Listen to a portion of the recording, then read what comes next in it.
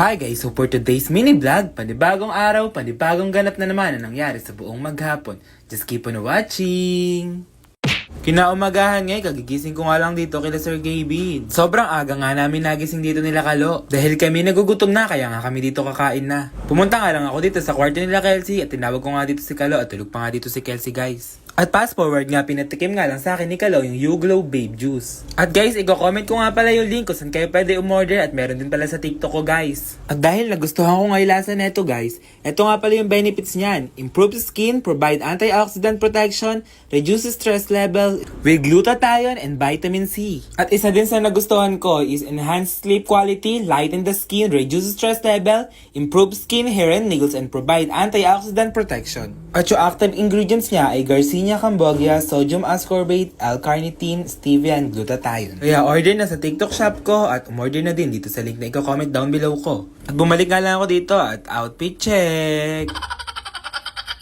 Tulog pa nga yung iba guys at kinuha ko ng ikanin dito pati nga yung ulam na kakainin namin dito guys. At diba nga diet nga kami kaya ito nga lang yung kinuha naming ulam guys. At ito nga din pala yung favorite kong bangus at thank you nga pala kay Sir Gavin sa pagpapupunta sa amin dito guys. At fast forward nga natapos na nga kami kumain at umupo nga lang ako dito dahil mag-swimming nga daw si Kalo. Tag-swimming na nga kami ng gabi at wala na nga akong isusuot dito guys. Kaya hindi na ako nag-swimming at ayan nga guys, naka-live nga dyan si Kalo. For the live yan. Pumunta nga lang ako sa lamesa dito para nga magla-live nga din ako guys sa TikTok at salamat lagi sa panonood sa TikTok ko guys kapag nagla-live ako. Fast forward nga, pumunta lang kami ni Kirby dito para nga bumili kami ng Jollibee. Todo takbo nga siya dahil sobrang init nga ng panahon. At trivia lang guys, dahil sobrang lapit ng bahay namin nila Kirby pero hindi nga kami madalas magkita. Dahil sobrang lapit lang ng bahay namin dito guys, kaya nga sobrang tabad at tabad nga kami magkita guys. Uy, baliktad!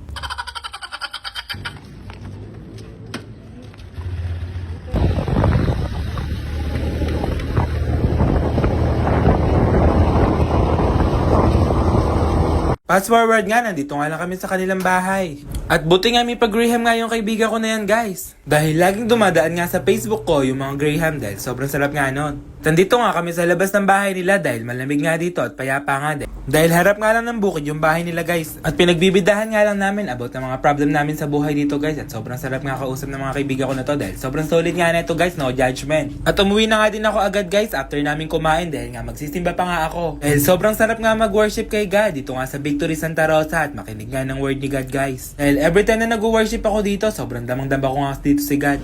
Kaya guys, sana nga may time tayo kay God para mag-worship at mag-pray. Dahil sobrang sarap nga sa feeling kapag nga may God sa buhay natin guys. At umuwi na nga ako dito guys at sobrang ganda nga ng sunset. At sobrang ganda nga sa mata kapag ganito nga yung nakikita, sobrang payapa nga guys. At salamat sa lahat ng sumusupport at panonood ng aking mga vlog. At road to 70,000 na nga pala tayo ng followers dito sa Facebook. At guys, salamat sa support ha. Thank you for watching!